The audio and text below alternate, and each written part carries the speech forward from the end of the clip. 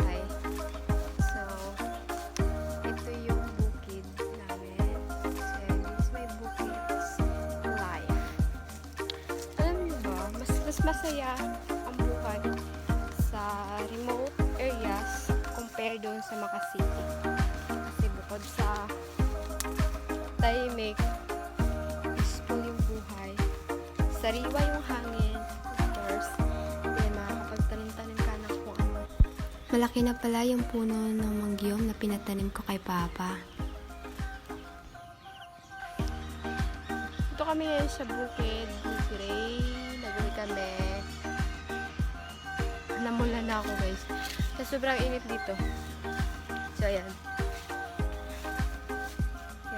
Dito ko gustong magtayo ng bahay kubo next year or next year.